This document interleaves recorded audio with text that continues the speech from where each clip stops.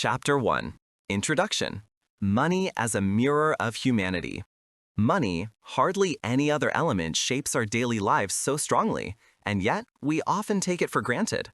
We deserve it, we save it, we spend it, we invest it. But money is not just a neutral tool, but a cultural phenomenon that has grown over thousands of years. It is a symbol of trust, a means of power, and at the same time, a mirror of social developments. The history of money is closely intertwined with the history of humanity itself. Long before the first coins were minted or banks were created, people were looking for ways to make trade more efficient. They started with the direct exchange of goods and gradually developed abstract forms of value from it, which eventually turned into money. Each new chapter in the history of money tells of technological advances, economic necessities, and political power struggles at the same time. Anyone who tells the story of money tells of kings and emperors who had coins minted to secure their rule. He tells of merchants who introduced new means of payment to bridge long trade routes. He tells of crises in which inflation or currency devaluation shook entire societies, and of innovations that repeatedly redefined our relationship to money. Today, in the digital age, we are once again experiencing a revolution in money. Cryptocurrencies, electronic payments, and cashless transactions are changing the way we exchange value. But these innovations are not isolated, but part of a long tradition of human search for practical, safe, and accepted forms of money. The history of money is thus a common thread that runs through the entire history of mankind, from the early settlements of the Stone Age to the globalized financial systems of our present. Chapter 2. The World Before Money, Barter and Natural Economy. Before money was invented, people lived in a world where the exchange of goods and services was direct. In small communities, in villages or tribal associations, it was a matter of course that everyone made their contribution. The hunter brought meat, the gatherer berries, the potter vessels, and those who knew about medicinal herbs took care of health. This exchange was based on reciprocity, trust, and social ties. It was called the natural economy, an economic form in which values were not abstract, but directly in the things themselves. However, as societies grew, this system reached its limits. Let's imagine. A farmer has a chicken left over. He wants a knife for it. But the blacksmith doesn't need a chicken right now, but shoes. The cobbler, on the other hand, wants grain, but has no interest in the chicken. This double coincidence problem made barter increasingly impractical. It was difficult to bring together two people who had exactly what the other wanted. Early on, cultures therefore began to use special goods as an intermediate medium of exchange. Goods that were generally accepted, durable, and divisible. These included salt, cattle, cocoa beans, pearls, shells, or even large stones. These goods had either a practical value or a symbolic one that made them valuable in the eyes of the community. In this way, they became a kind of precursor to money. Salt, for example, played a decisive role in many societies. It was vital to preserve food and supply the body. In some regions, it became so valuable that it served as a means of payment. The Latin word salarium, from which our current word salary is derived, still points to this connection. Livestock was also a measure of wealth in many places. Even today, people talk about owning cattle as a sign of prosperity. Particularly well known are the cowrie shells, which have been used as a means of payment in Africa, Asia, and Oceania for centuries. They were easy to transport, relatively rare, and at the same time difficult to counterfeit, characteristics that are also expected of modern monetary systems. The situation was similar with cocoa beans among the Maya, or large stone slabs on the islands of Micronesia, which functioned as prestige objects and means of payment. The use of such in-kind money made trade more flexible, but they had their limits. They were not equal everywhere, difficult to store or transport, and they could spoil or lose their value. With the emergence of more complex societies, in which trade took place over longer distances and between many different groups, the need for something new arose, for a standardized, universally accepted, and permanent means of payment. Thus began the transition from barter and natural money to the invention of actual money in the form of coins and later banknotes. But this step was not only a technical innovation, but also a political one. For those who created money exercised power. They determined what was considered value and could use it to direct trade, taxes, and even daily life. Chapter 3. The Invention of the Coin. Lydia, Greeks, and Romans. The decisive breakthrough in the history of money came when people began to see value not only in goods, shells, or livestock, but in metal. Metals such as copper, silver, and gold had a special significance early on. They were rare, shone, could be shaped, and were considered a symbol of power, wealth, and divine order in many cultures. It was soon recognized that they could also be an ideal means of payment, durable, divisible, and transportable. The first real coinage originated in the Kingdom of Lydia, a small but rich region in Western Asia Minor, in the 7th century BC. There, a naturally occurring mixture of gold and silver, the so-called electron, was discovered. From this, the Lydians minted small pieces that had a fixed weight and were provided with a royal seal. This seal was crucial. It guaranteed that the coin had a certain value and could not be changed at will. This created the trust that every form of money needs. From Lydia, the idea of the coin quickly spread throughout the Greek world. In the city-states of Greece, coins were minted that were not only a means of payment, but also expressed identity and pride. Each polis had its own coins with symbols that reflected its peculiarity. Owls on the coins of Athens, turtles from Aegina, images of the gods in Corinth. Coins became a medium of political and cultural communication. The Greeks used coins not only in everyday life, but also in international trade. Thanks to their clear weights and embossing, traders were able to do business more easily in markets in distant regions. This made coins a kind of international language of trade. At the same time, the connection between money and statehood was strengthened. Only the authorities had the right to mint coins, and they used this right to make their power visible. The Romans adopted the idea of the coin and developed it further. They already used bronze coins in the early Republic, but with the expansion of the empire, silver and gold coins became more important. The denarius, which became the reserve currency of the Roman Empire, became particularly well known. It was minted in enormous quantities and was the symbol of Roman power and stability for centuries. But coins of the Romans bore the faces of emperors, gods, or symbols of their rule. This made them not only a means of payment, but also a tool of propaganda. Whoever held a coin in his hand saw the face of the ruler and was reminded daily to whom he owed obedience. So money was not neutral. It was a political instrument that made power visible and tangible. But coins also had their weaknesses. Again and again, rulers intervened in the composition, mixing in base metals in order to be able to mint more coins. This led to devaluations and inflations that could destabilize entire societies. Even in Rome, there were phases in which confidence in the coins declined because their silver content became less and less. This revealed a pattern that accompanies the history of money to this day. Money lives on trust. If it is lost, money loses its value. The invention of the coin was nevertheless a revolution.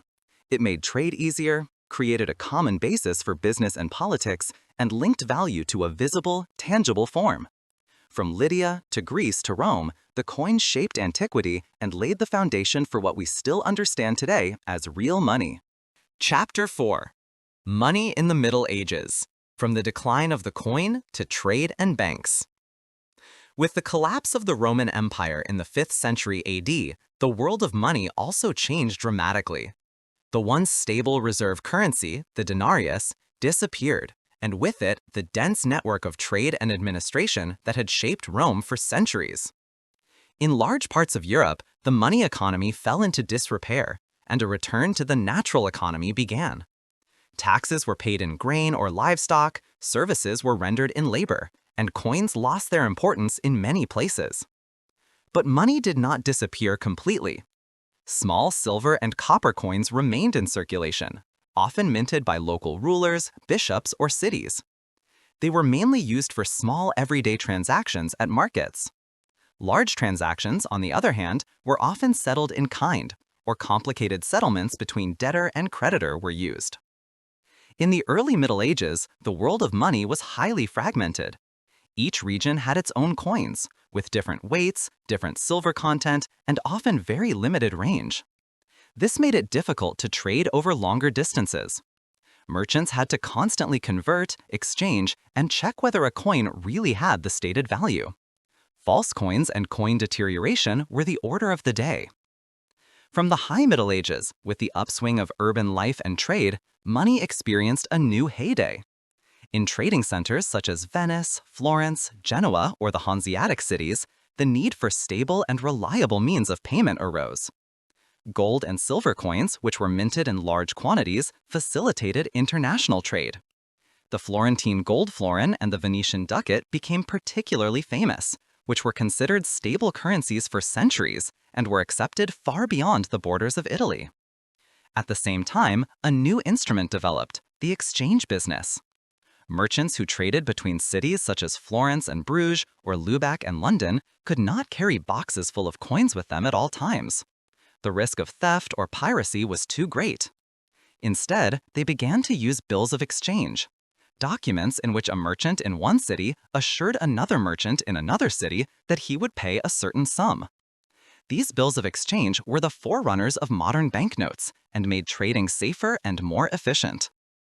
These trading practices eventually gave rise to the first banks in today's sense. Families such as the Medici in Florence or the Fuggers in Augsburg built huge financial empires.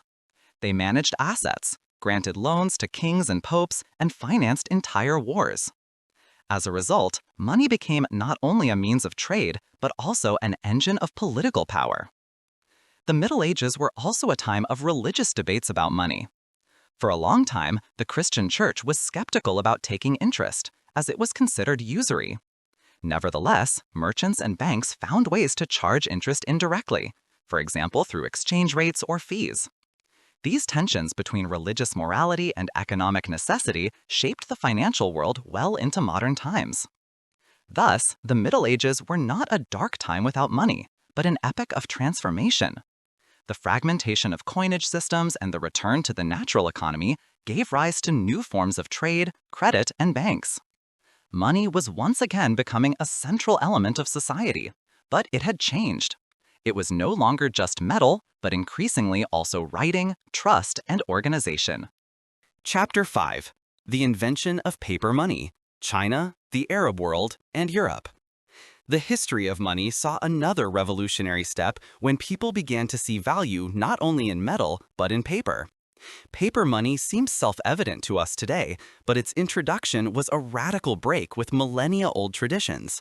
While coins made of gold or silver had their own material value, paper money was based almost exclusively on trust.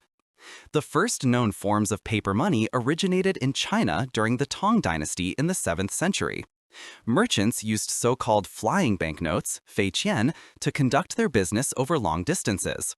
These notes were originally receipts or promissory notes that could be deposited in one city and redeemed in another.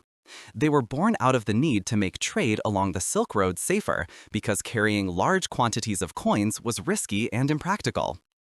Under the subsequent Song Dynasty in the 11th century, it developed into a state-regulated paper money. The government began issuing official banknotes that could be exchanged for metal coins. Paper money soon became an integral part of the economic system. This was a huge step forward. For the first time in history, a piece of printed paper could have the same value as a heavy coin. But paper money also brought risks.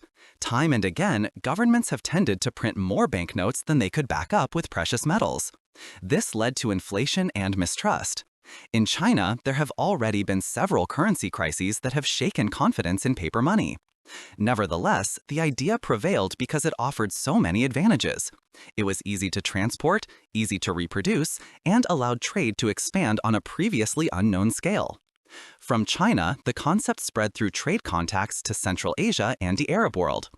In the 13th century, travelers such as Marco Polo reported in amazement how paper money was used in China, which was just as natural there as gold and silver coins were in Europe. In the Islamic world, similar concepts were used, such as sok, deeds that served as money orders and can be seen as the forerunner of the modern check.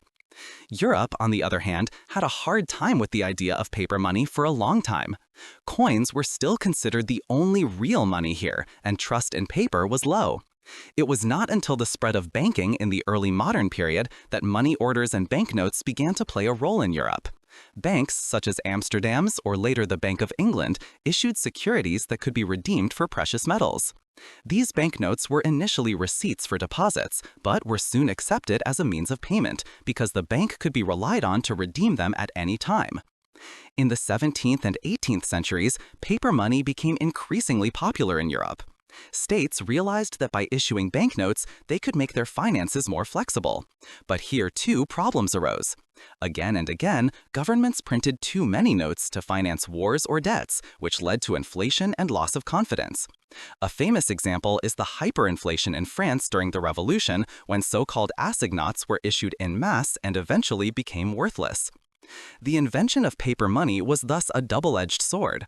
It opened up unimaginable opportunities for trade, finance, and government administration, but it finally made money a matter of trust. The value of a bill was no longer based on the metal it was made of, but on the assurance that someone else would accept it. With this, money had finally turned from a commodity into a symbol, and trust in this symbol became the basis of the entire economy. Chapter 6. Money in the Early Modern Period, Banks, Credit, and the Birth of Capitalism. The early modern period, roughly from the 15th to the 18th century, was an epoch of profound changes, discoveries, the Reformation, scientific progress, and the beginnings of modern capitalism. With these developments, the world of money also changed fundamentally. Banks, credit, and new financial instruments became the driving force behind trade, colonialism, and the emergence of a global economic system. The rediscovery and professionalization of banking played a central role in this. As early as the Middle Ages, merchant families, such as the Medici in Florence or the Fuggers in Augsburg, had shown how power could be achieved through financial transactions. In the early modern period, however, banks reached a new dimension. They no longer only managed the assets of individual princes or traders, but became institutions that financed entire states. The trading metropolises of Amsterdam and Venice were pioneers. In Amsterdam, the Amsterdam Exchange Bank was founded in 1609, which is considered one of the first modern banks. It allowed merchants to make deposits, make transfers, and make payments without physically transporting coins. This was a revolution for international trade because it made transactions safer, faster, and more reliable. At the same time, the public debt system grew. Cities and states began issuing bonds, a kind of debt security with which they borrowed money from citizens and investors. The Netherlands was particularly adept at this. They used government bonds to finance wars, thereby creating a culture of trust in public finances. Investors could invest their money in government bonds and receive interest, while governments expanded their power through loans. England also developed a modern financial system. With the founding of the Bank of England in 1694, the state received an institution that not only issued banknotes, but also ensured the financing of the war. The interplay of banks, bonds, and trade created a basis for industrialization, which began in the 18th century. However, the early financial markets brought not only stability, but also speculation. A famous example is the tulip mania in the Netherlands in the 1630s. Tulip bulbs became the object of wild speculation. Their prices rose immeasurably until the market collapsed and many investors were ruined. This event is considered one of the first documented speculative bubbles and shows how closely money, trust, and psychology are connected. With the expansion of trade and the age of discovery, money also took on a global dimension. Silver from the mines of Potosi in South America flowed in streams to Europe, and from there on to Asia. The precious metal became the basis of world trade, as it was particularly in demand in China. European powers used silver to finance their expansion and armies, while dependence on colonial resources grew. The early modern period was thus an epoch in which money became the engine of emerging capitalism. Banks, loans, and bonds created a system that made trade, wars, and conquests possible. Money was no longer just a medium of exchange. It became capital that could be invested, multiplied, and used speculatively. This marked the beginning of a development that still shapes the modern world today.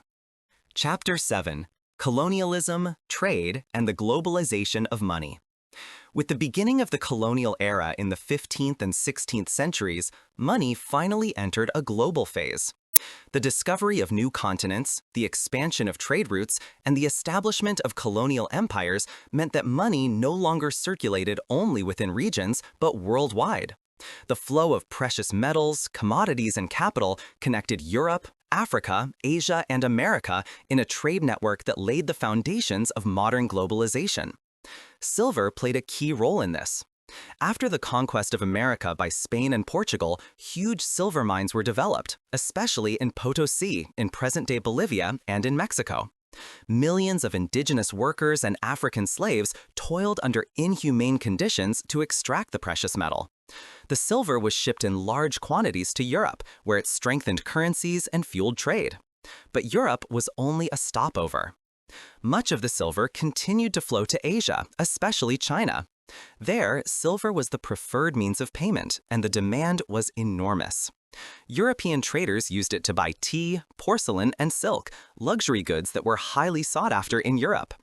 This created a global cycle. Silver from America migrated to Asia via Europe, while goods from Asia reached Europe. Money had become a global system for the first time. In addition to precious metals, trading companies also played an important role. The Dutch East India Company, VOC, and the British East India Company were not only trading companies, but also financial giants. They issued shares with which investors could participate, thus laying the foundation for the modern stock corporation. Shareholders received dividends, and the companies could use the capital to equip entire fleets, wage wars, and administer colonies. This new form of capital brought enormous profits, but also new risks. International trade was prone to volatility, piracy, and political upheaval. Speculative bubbles such as the South Sea bubble in England in the 18th century showed how fragile confidence in financial investments could be. Nevertheless, the model remained successful and drove globalization forward. Money also became an instrument of oppression during this era. Colonial powers imposed their own currencies in the conquered territories and displaced traditional means of payment. They used money to raise taxes, control trade, and create dependencies. For the colonized, this often meant that they were forced to change their way of life to fit into the colonial monetary system. At the same time, the globalization of money brought new cultural contacts. Coins with portraits of European rulers circulated in Asia, while exotic goods changed European markets. Money became a symbol of power and expansion, but also a carrier of ideas and connections between cultures. Colonialism and early globalization made it clear that money was not only a technical means of trade, but a central tool of power politics. It determined who had control over resources, who could trade, and who was excluded. The global economy that emerged during this period was deeply unequal, characterized by exploitation and violence, but it laid the foundation for the modern global financial system. Chapter 8: Industrialization and the Modern Banking System. With the onset of industrialization in the late 18th and early 19th centuries, the world underwent a profound transformation that also completely reshaped the monetary system. Factories, steamships, railways, and new technologies created not only an industrial revolution, but also a financial revolution. The huge investments required to build industry and infrastructure called for a more efficient and modern banking system. The banks that had sprung up in the 17th and 18th centuries in cities such as London, Amsterdam, or Paris now developed into central players in the economy. They no longer only offered exchange transactions or the storage of deposits, but became lenders to companies and states. Factory owners needed capital to buy machinery. Trading companies needed loans to build steamships, and railroads had to finance entire rail networks. Banks pooled savings from private individuals and channeled them as loans into such large-scale projects, a cycle that made industrial expansion possible in the first place. At the same time, the stock market gained in importance. Companies such as the Dutch East India Company had already issued shares in the 17th century. But in the 19th century, the share became a central financial instrument. Investors could acquire shares in railway companies, factories, or mines, and thus participate in industrial growth.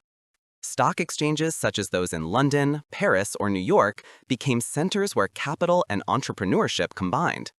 Industrialization also brought with it new forms of money. Banknotes, which had been a relatively new phenomenon in the 18th century, now became widely accepted. Central banks, such as the Bank of England, stabilized monetary policy and ensured that paper money was widely accepted. While coins continued to circulate, paper money increasingly became the dominant form as it was easier to transport and better reflect the growing money supply. A decisive element of this era was the gold standard. Many countries introduced it in the 19th century. Banknotes could be exchanged for gold at any time, and the amount of money in circulation was tied to gold reserves. This system created international trust and facilitated world trade, as currencies were stable and predictable. The gold standard thus became the backbone of the global financial system, at least until the 20th century. But industrialization brought not only prosperity, but also crises. Economic cycles with boom and bust phases led to banking crises, collapses of companies, and mass unemployment. The dependence on credit and capital made the economy more susceptible to speculation and panic. Financial crises occurred again and again, showing how fragile trust in money and banks could be. At that time, money was no longer just a tool of trade, but an engine of social change. It enabled the rise of a new social class, the bourgeoisie, that gained wealth through industry and finance. At the same time, it exacerbated social inequalities.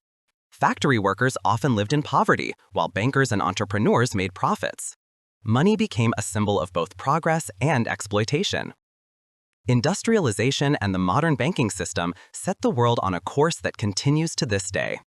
Money became more and more abstract, more and more closely linked to loans, securities, and institutions.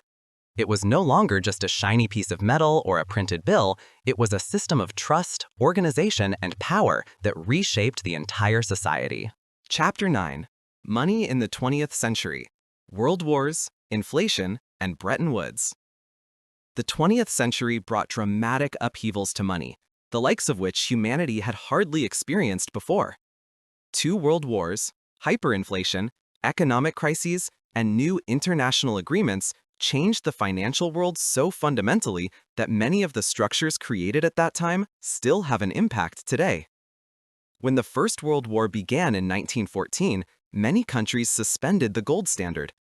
The enormous costs of the war could not be covered by taxes or gold reserves alone, which is why governments began to print paper money and borrow on a large scale. Money increasingly lost its ties to precious metals and became an instrument of state war financing. The consequences were devastating.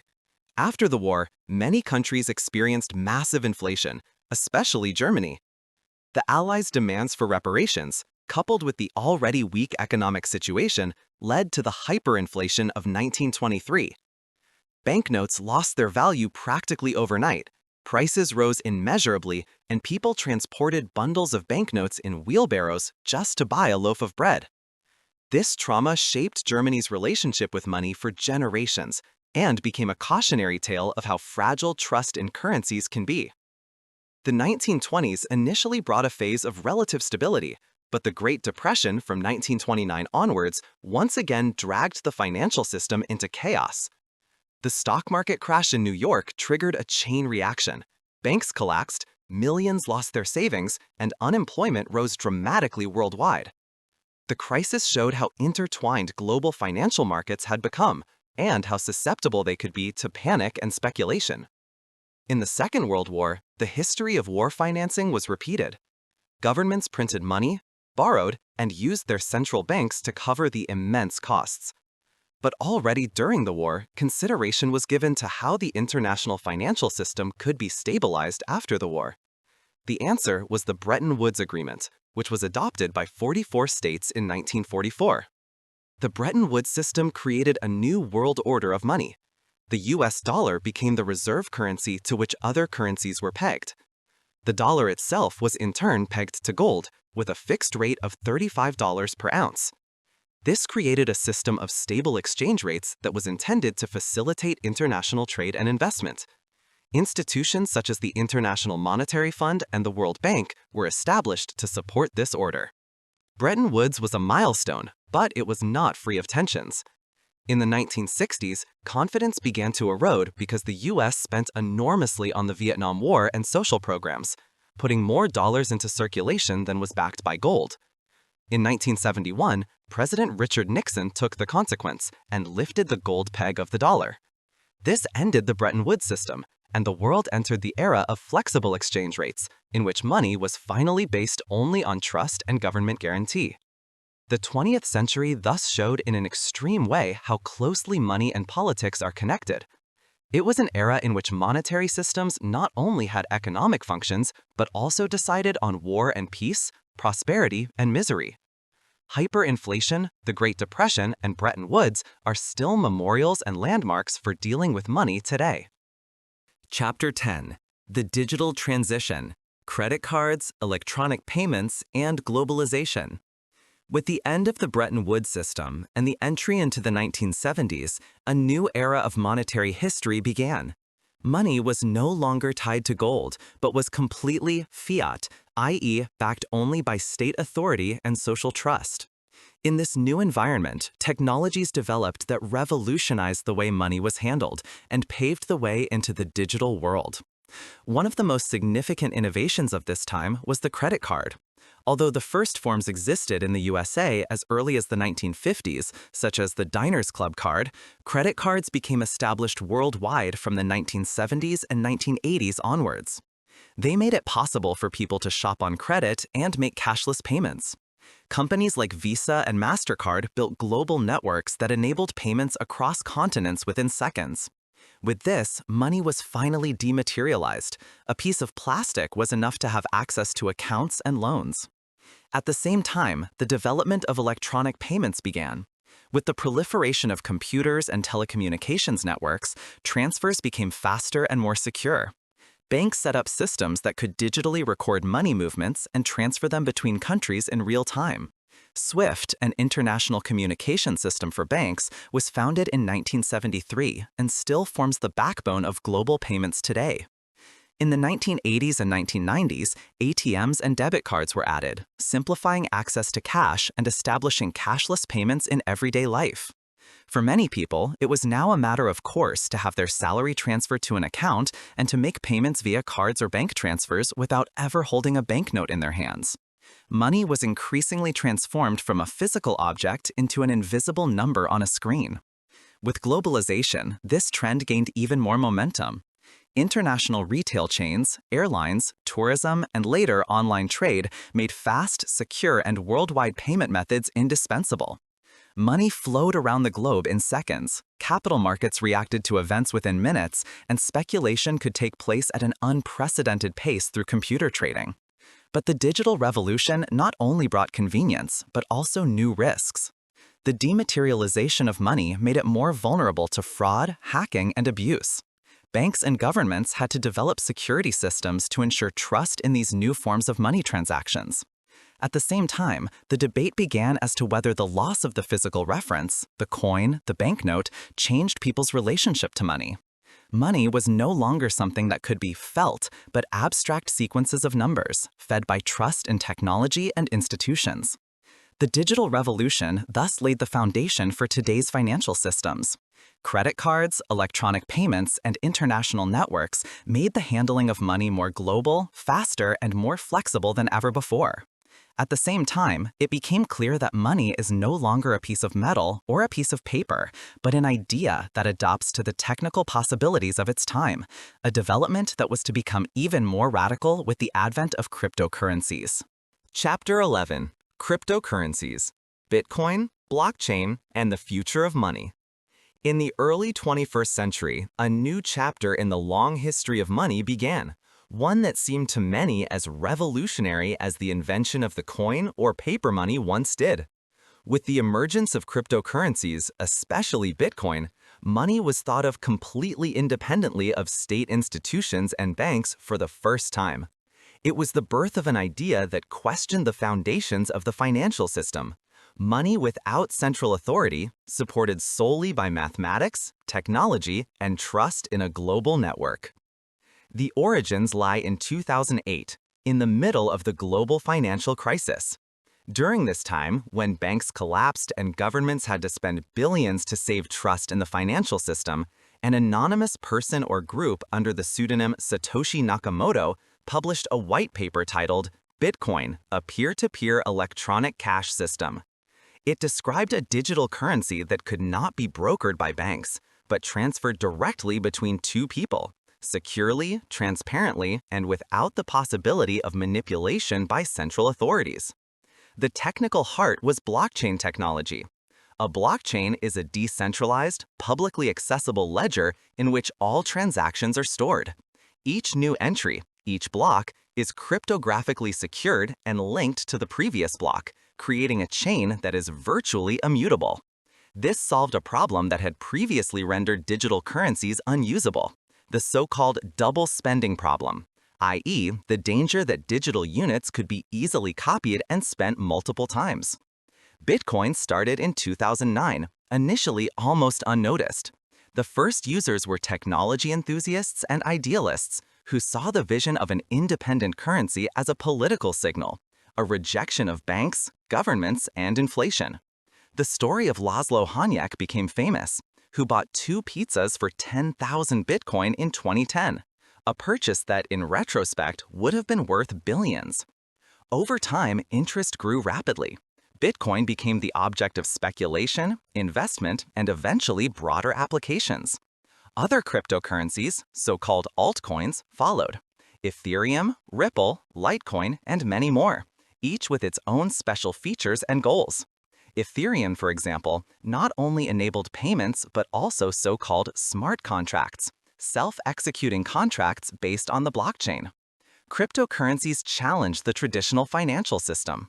They eluded state control, offered anonymity, and enabled international payments without banks. For proponents, this was the future, a democratized money that is accessible to all and does not depend on the interests of a few institutions. For critics, on the other hand, cryptocurrencies were risky, speculative, and a gateway for illegal business. Governments reacted differently. Some countries, such as Japan, officially recognized Bitcoin as a means of payment, while others, such as China, banned trading altogether. Central banks began to think about their own digital currencies, so-called CBDCs, central bank digital currencies, in order not to be displaced by private cryptocurrencies. The debate about the future of money thus reached a new level. Cryptocurrencies make it clear that money does not necessarily have to be tied to states. They asked whether trust in a currency really has to be based on institutions, or whether technology alone can be enough. Today, a good decade after the launch of Bitcoin, it is clear that cryptocurrencies have changed the world. Whether they will replace the existing financial system or only complement it remains to be seen. But they have shown that money remains an idea that is changing, from metal and paper to code and data blocks. Chapter 12: Money and Society, Trust, Power, and Psychology. As much as money has changed its shape over the course of history, from shells to gold coins to digital numbers on a screen, one thing has always remained the same: money only works if people believe in it. Trust is the invisible foundation on which every monetary system rests. Without this trust, even the most valuable coins or the most modern cryptocurrencies would be meaningless. This trust arises not only from laws or institutions, but also from psychology. If people are convinced that others will accept a certain currency, then they will do the same. This phenomenon makes money a social contract. It is valuable because we have collectively decided to ascribe value to it. But trust is fragile. History and the present show how quickly it can be lost. Hyperinflation, such as in Germany in 1923 or in Zimbabwe in the 2000s, are impressive examples. Banknotes lost their value from one day to the next, and people sought refuge in alternative means of exchange or more stable currencies. In such moments, it becomes apparent that money is not a law of nature, but an agreement that can break at any time. Money is also a tool of power. Those who control it often also control people and states. Kings, emperors, and governments have understood this principle for thousands of years. They minted coins with their faces, printed banknotes, set taxes, and determined what is considered legal tender. Even today, central banks have enormous power over economic life, as they can influence the fate of entire economies through interest rates, money supply control, and monetary policy. However, this power is not only exercised at the state level, but also through financial markets, banks, and large corporations. Speculation on stock markets can put pressure on currencies, capital flows can destabilize countries, and international institutions, such as the IMF, can dictate conditions that affect the lives of millions. Money is thus not only a neutral means, but an instrument of power that shapes political, social, and economic realities. At the same time, money has a strong psychological effect on individuals. It symbolizes security, freedom, and status, but also greed, fear, and inequality. Studies show that money behavior is often less rational than you think. People tend to make irrational decisions, panic selling in crises, or euphoric buying behavior in boom times. Stock market bubbles and financial crises are therefore not only economic phenomena, but also collective psychodynamics. Money also shapes our thinking culturally. Idioms, values, and even religions reflect his role. In some traditions, money is seen as a blessing and divine gift. In others, as a danger that brings greed and ruin. It is at the same time an object of desire and an object of criticism, revered, feared, and demonized. History shows that money is never just a means of exchange. It is an idea, a symbol, a mirror of society. It can create and destroy trust, connect and divide people, bring prosperity, and trigger crises. The psychology of money is therefore just as important as its technical or economic side. In the end, the realization remains. Money is what we make of it. It exists only because we all believe in it, and this belief is perhaps its greatest strength, but also its greatest weakness. Chapter 13: Money and Pop Culture: Myths, Stories, and Symbols. Money is not only an economic instrument, but has also long been a cultural symbol. It appears again and again in stories, films, music, and literature, sometimes as the epitome of freedom and success, sometimes as a source of greed, corruption, and ruin. Pop culture has made money one of its central themes, and thus shaped the way we think about it. Even in fairy tales and myths of the past, wealth played a central role. Golden treasures, treasure chests, and magic coins appear in tales ranging from King Midas to Grimm's fairy tales. Money was usually ambivalent here. It could fulfill wishes, but it could also plunge into misfortune. The message was often moral. If you are too greedy, you lose everything in the end. With modernity, this symbolism shifted to new media. In novels of the 19th century, for example by Charles Dickens, money becomes the measure of social differences. The poverty of the working class and the wealth of the bourgeoisie were at the center of social debates, and money was the visible sign of this divide. In the 20th century, money became a central motif of pop culture. Hollywood films such as The Wolf of Wall Street, Scarface, or Wall Street stage money as an engine of power and excess, but also as a destructive force. Stacks of banknotes, sparkling gold bars, or luxurious yachts are not just props in these stories, but symbols of a lifestyle dominated by money. Money is also a constant theme in music. From blues songs to the hardships of poverty to rap and hip-hop celebrating wealth as a symbol of success and self-empowerment, money is an expression of longing, status, and identity. At the same time, it is critically questioned in many texts as a source of injustice, exploitation, or alienation. Money is also a powerful visual symbol. Banknotes and coins show the faces of rulers, founders of states, or national symbolic figures.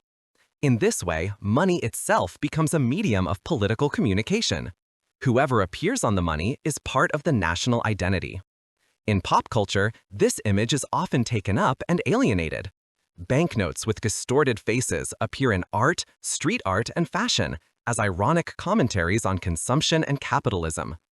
Artists like Andy Warhol turned money into a work of art by duplicating dollar bills, blurring the line between art and commerce.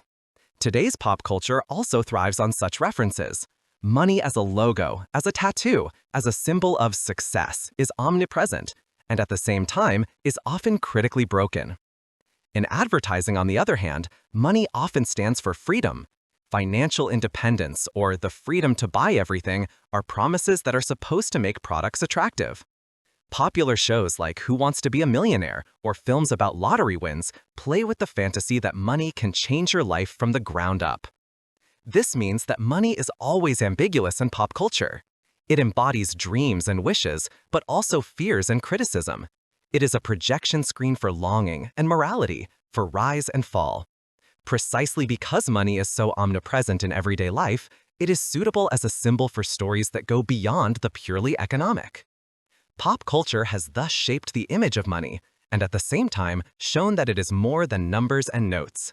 It is a myth, a symbol, a story that we tell ourselves in order to understand our relationship with value, work, and power. Chapter 14: Crises of Money, Inflation, Debt, and Speculative Bubbles. The history of money is not only a history of innovation and progress, but also a history of crises. Again and again, there were moments when money lost its value, trust broke down, and entire societies were shaken. These crises show how fragile monetary systems are and how closely they remain linked to politics, psychology, and power. One of the most well-known phenomena is inflation, the devaluation of money through rising prices. Even in the Roman Empire, emperors deteriorated the coins by minting less silver or gold in them to finance their wars. With each dilution, confidence fell and prices rose.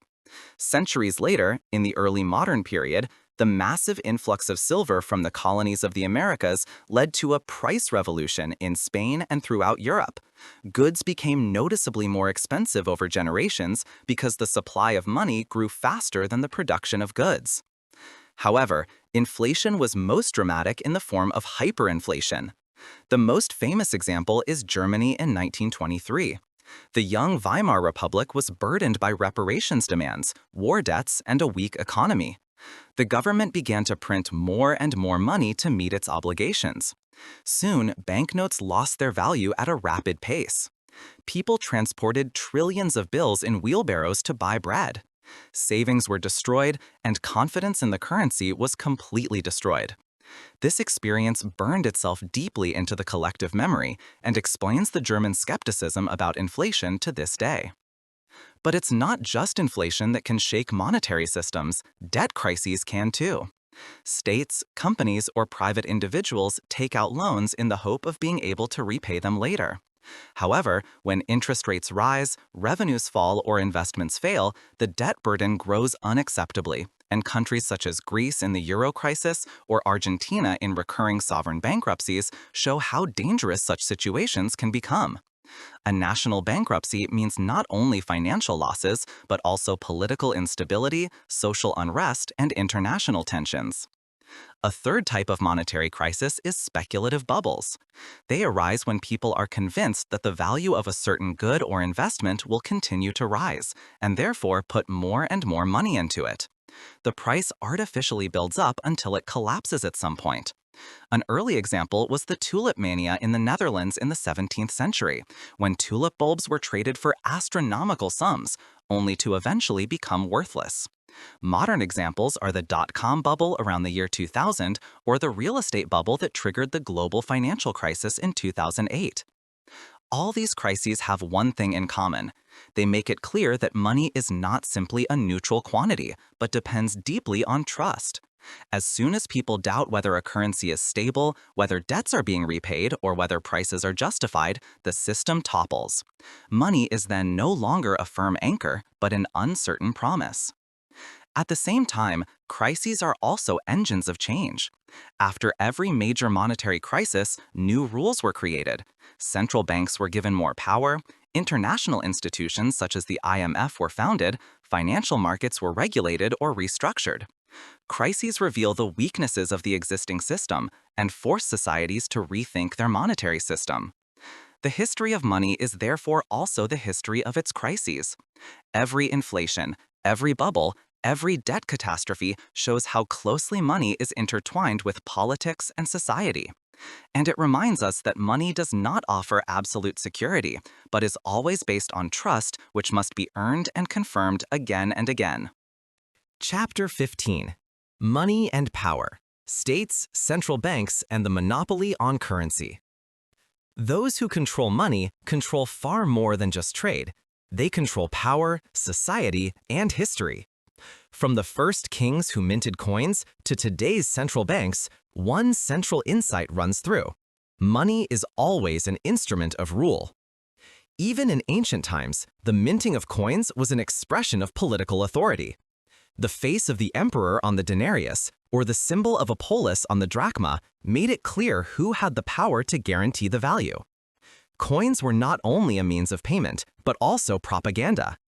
They spread the image of the rulers and reminded the population in everyday life to whom they owed their loyalty. With the rise of modern states in the Middle Ages and early modern times, this power was institutionalized. Kings and princes claimed the right to mint coins and determine what money was in circulation. Anyone who attacked this right, for example by minting counterfeit money, was not only committing theft, but an attack on order itself. Money was part of sovereignty. In the 19th and 20th centuries, central banks increasingly took over this function. The Bank of England, founded in 1694, was an early example. It was not only a lender to the state, but also the institution that controlled the circulation of money. Over time, central banks in many countries gained a monopoly on issuing banknotes. Private banks were allowed to continue lending, but only the central bank could create official, legal tender. The role of central banks became increasingly powerful in the 20th century. Today, they are guardians of the currency, guardians of price stability, and often the last resort in times of crisis. Through interest rate policy and money supply control, they can curb inflation or stimulate growth. In financial crises, they act as lenders of last resort by providing liquidity to banks to prevent collapse. But this power is not without controversy. Critics accuse central banks of having too much influence on the economy and politics. Their decisions on interest rates or bond purchases affect millions of people, but are made by small bodies that are not directly elected. Supporters, on the other hand, see them as a necessary authority that ensures stability and resists short-term political interests. The role of state monopoly on money also has a geopolitical dimension. Key currencies such as the US dollar or the euro give their issuers enormous power.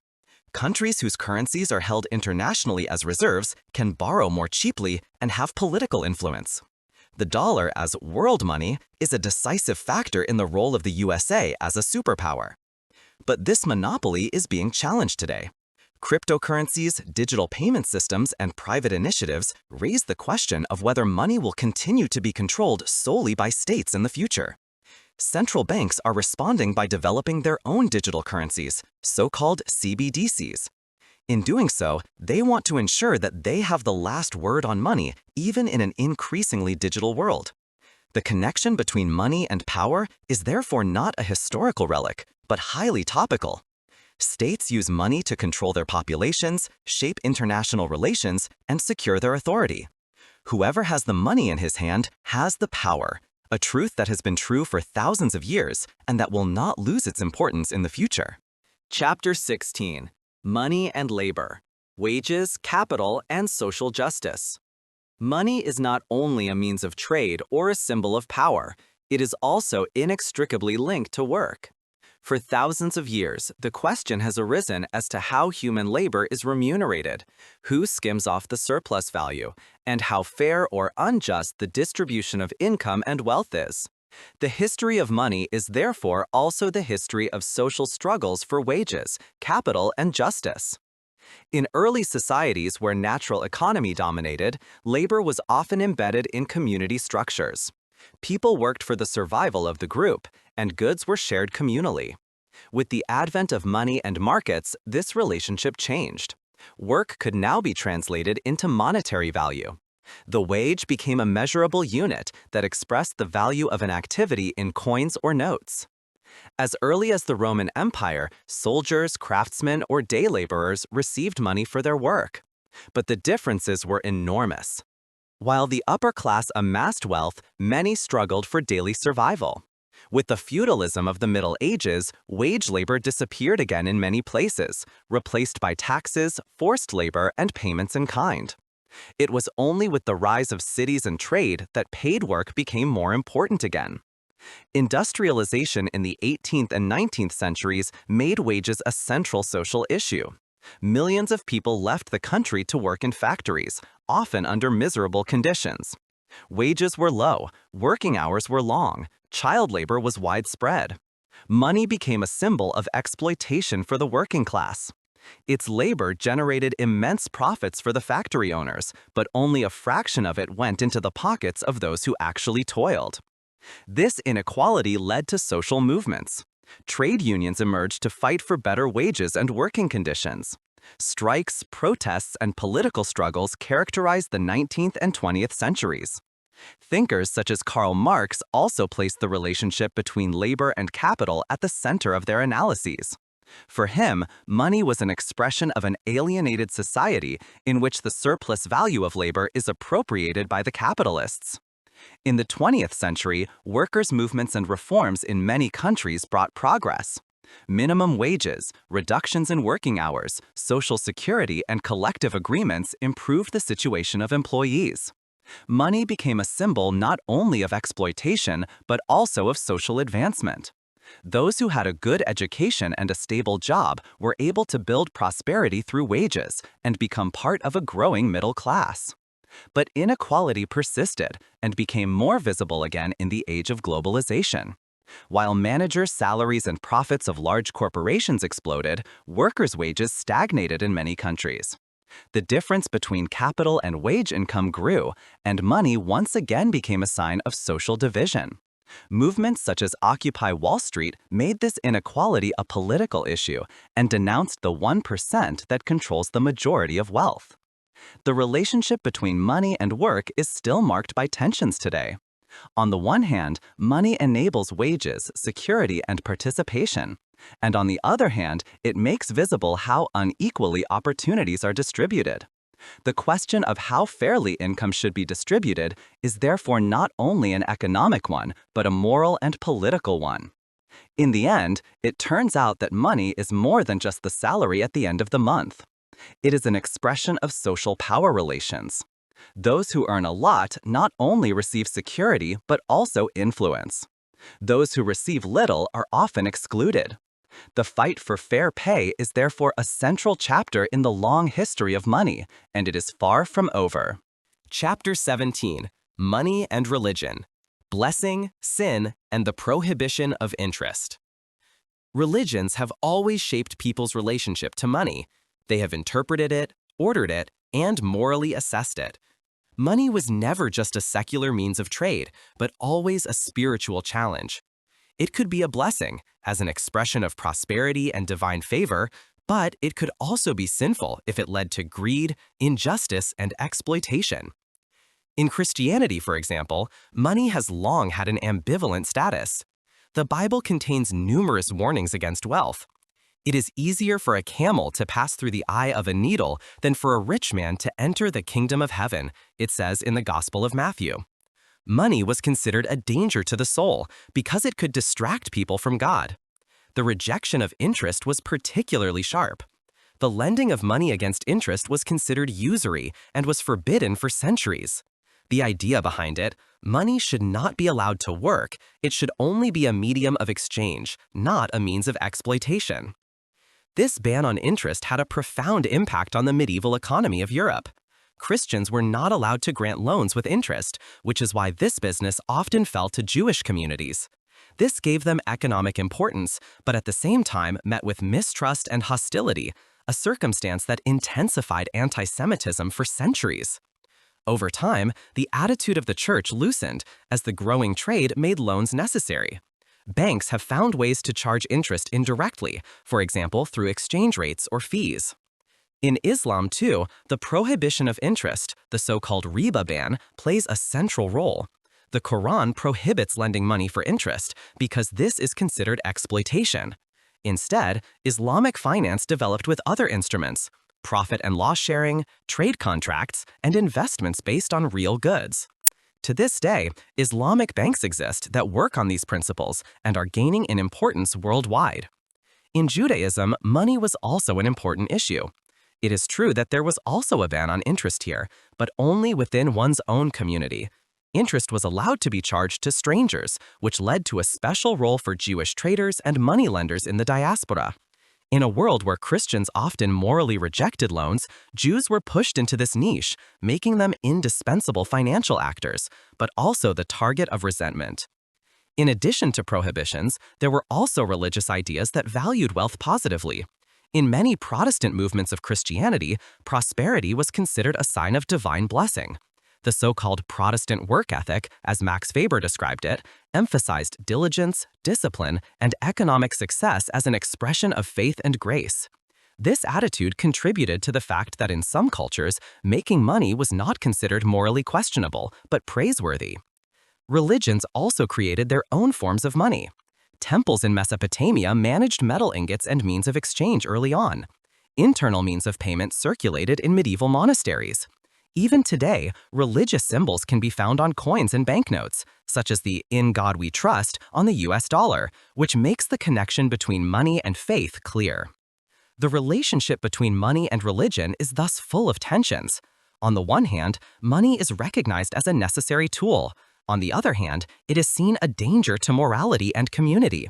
It can reflect divine favor or be considered a temptation of the devil. In the end, it turns out that money is not only an economic issue, but also a spiritual one. It raises questions about justice, moderation, and responsibility, questions that are still relevant today. Because even in our secular world, thinking about the ethics of money remains closely linked to religious traditions. Chapter 18: Money and War. Finance as a Weapon of History. Hardly any other area shows the close connection between money and power as clearly as war. For thousands of years, wars have been won not only with soldiers and weapons, but also with money. Those who have sufficient financial means can raise armies, buy weapons, forge alliances, and hold out for long campaigns. On the other hand, those who lose the money usually also lose the war. Even in ancient times, rulers had to raise immense sums of money to provide for their armies. Alexander the Great financed his campaigns through the enormous treasures he captured in Persia. The Romans also knew that stable finances were crucial for military strength. The denarius was not only a means of payment, but also the basis for regularly rewarding legions and ensuring loyalty through pay. When the state could no longer pay its soldiers, the downfall was often only a matter of time. In the Middle Ages, the principle remained. Kings and princes waged wars with money, which they received through taxes, duties, or loans. Powerful banking families such as the Fuggers or the Medici became financiers of entire wars and thus indirectly determined European politics. Those who had their support could finance campaigns. Whoever lost it was on the verge of bankruptcy. With the modern era, the intertwining of war and finance became even closer. Colonial empires such as Spain or England waged wars that were financed by the influx of silver and gold from the colonies. But here too, the downside became apparent. Spain, for example, almost drowned in the precious metal, but the constant warfare led the country to national bankruptcy several times. Money alone did not guarantee victory if it was not wisely managed. Finally, in the 20th century, the financing of war became the central issue of global conflicts. The First World War devoured enormous sums of money. States issued bonds, printed money, and took on massive debt. After the end of the war, the economic consequences led to inflation, social tensions, and political upheavals. This was even more evident in the Second World War. The war economies of the Allies and the Axis were supported by gigantic financing programs. The USA introduced war bonds and thus mobilized the savings of the population.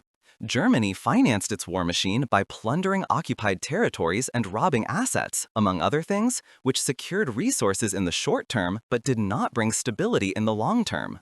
In addition to financing armies, money itself became a weapon.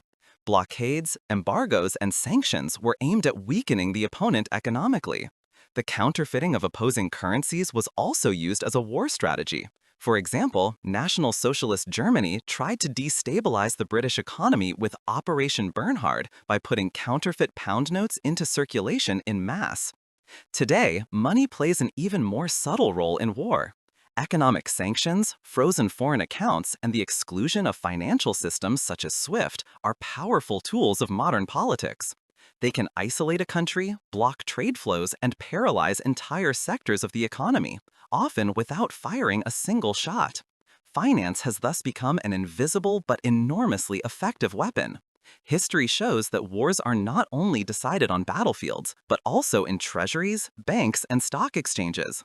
Money was and is the blood that flows through the veins of the war machine. Without sufficient resources, every army collapses. Therefore, the realization remains: if you want to win the war, you must first survive the financial war. Chapter 19: Money and Technology, from coinstrike to artificial intelligence. The history of money is always also a history of technology. From the first simple metal stamps to modern digital payment systems, it has always been technological innovation that determined forms of money, their security, and their distribution. Each new technical development brought changes in the way money is handled, and often also a change in the understanding of its value. The early coins, which were minted in ancient Lydia and Greece, were technical masterpieces of their time. Embossing metal with accurate weights and official seals required special tools and a high level of craftsmanship. Even then, technology played a role in the fight against counterfeiting. The seal of a city or a ruler was difficult to imitate and ensured trust in the coin. The invention of the printing press in the 15th century opened up a new way of creating money. Paper money could now be produced on a massive scale, but at the same time, the risk of counterfeiting increased. For this reason, states developed ever more sophisticated printing techniques: watermarks, special inks, fine lines, and later holograms. Security technology became a constant race between money producers and counterfeiters. Industrialization brought mechanical innovations that further revolutionized the monetary system. Machines could mint coins in huge numbers and print banknotes in bulk. At the same time, new forms of administration emerged. Accounting systems, calculating machines, and later computers made it possible to control and steer financial flows to an unprecedented extent. Digitization marked the beginning of a completely new chapter. Computers replaced paper books, banks used electronic systems, and payments could be processed around the globe within seconds. The introduction of ATMs in the 1960s and credit cards in the 1970s made money more abstract for millions of people. It was no longer cash in your pocket, but a number in a system. Today, technology is the most important driver in finance. Digital payment platforms such as PayPal, Apple Pay, or Alipay enable transactions with a tap.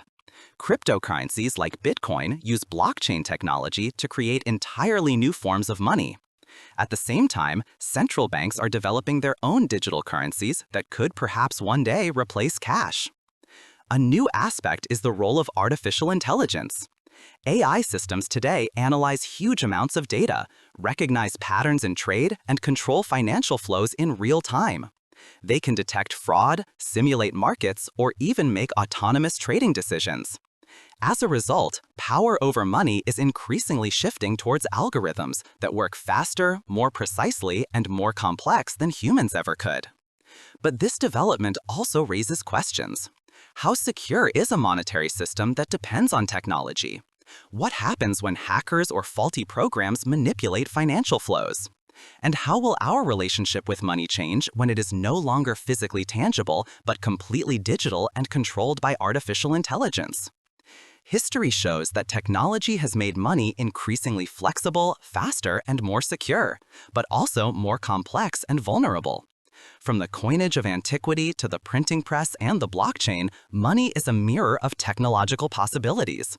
And in the age of AI, this connection is becoming closer than ever. Money is no longer just a human tool, but part of a digital world that machines are helping to shape.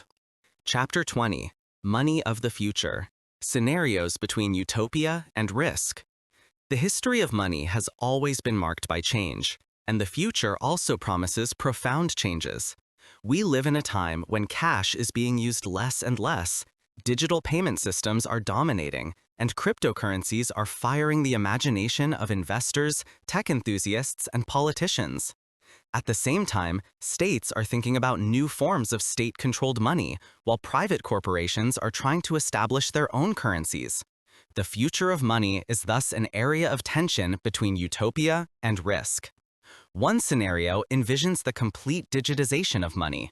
Even today, many people pay almost exclusively by card, smartphone, or online services. Cash is slowly disappearing from everyday life, especially in countries like Sweden or China. There, cashless payments have long been possible in cafes, taxis, or even at street markets without any problems. If this trend continues, cash could disappear completely in a few decades. This is linked to the development of so-called central bank digital currencies, CBDCs. Many central banks, from the European Central Bank to the Chinese Central Bank, are working on concepts of what digital versions of their currencies could look like. The aim is to combine the advantages of cryptocurrencies, speed, simplicity, transparency, with state stability. A digital euro or digital dollar could revolutionize transactions, but at the same time raise questions of privacy and surveillance. Cryptocurrencies themselves could also play an even bigger role. Bitcoin and Ethereum have shown that decentralized, non-sovereign money works. Some visionaries see this as the basis for a new, global financial system that is independent of states and banks. Others, however, warn of risks: extreme price fluctuations, energy consumption through mining, and the risk of cryptocurrencies being misused for illegal business. Whether they will prevail as everyday money or rather as an investment object is still open. Another future scenario is the emergence of private currencies. Large corporations such as Facebook, with the project Libra, later Diem, have already tried to create their own digital currencies. Such initiatives could lead to a situation in which it is no longer states but companies that determine the monetary systems of billions of people.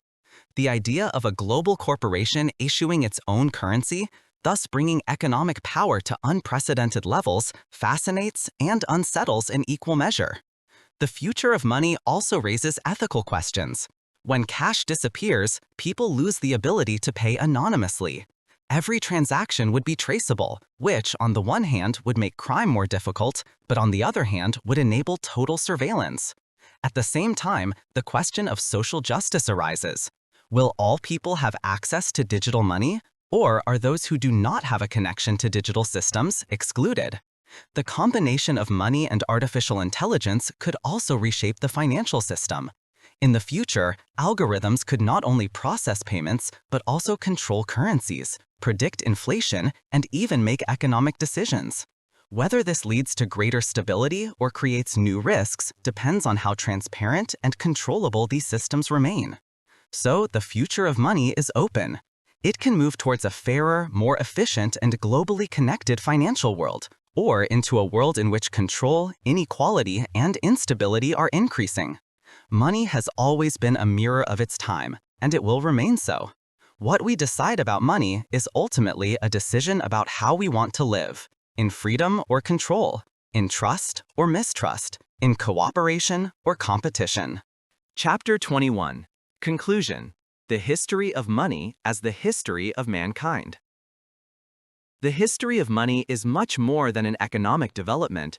It is a mirror of humanity, its longings, fears, power struggles, and innovations. Those who understand money also understand the societies that produced it. From the first barter systems in small tribal communities, to shells, salt, and cattle as a means of payment, to the first coins in Lydia, man's urge to bring order to the exchange of goods is evident. Coins made trading easier. Paper money made it more flexible. Banks and stock exchanges made it global. Every technical and organizational innovation in the monetary system was an expression of a larger change in society. But money was never just practical. It was also a symbol and an instrument of power. Rulers stamped their faces on coins. States used money to wage wars. Banks controlled entire economies. Money reflected religious ideas as a blessing, as a temptation, or as a sin. It was a medium of social struggles between workers and capital, poor and rich. And it has always been a psychological phenomenon, value that only exists as long as people believe in it. The crises of money, Hyperinflation, debt crises, speculative bubbles show how vulnerable this trust is. At the same time, they are proof that societies are capable of creating new orders for themselves again and again. The gold standard, Bretton Woods, digital payment systems, each system was an attempt to build trust in uncertain times. Today, we are at a new turning point. Cash is slowly disappearing. Digital currencies and blockchain technologies are radically changing the understanding of money. Governments and central banks are wrestling with private initiatives and cryptocurrencies for control of the currencies of the future. Yesterday's questions, who controls the money, who benefits from it, who does it harm, will also arise tomorrow. In the end, money is not a fixed, unchangeable quantity, but a human invention. It is as old as our civilization and yet always new. It connects us across continents and divides us into rich and poor. It is a tool, a symbol, an illusion, and a story that continues with humanity. The history of money is therefore the story of all of us. She tells us how we live, how we exchange, how we trust, and how we keep redefining what really has value.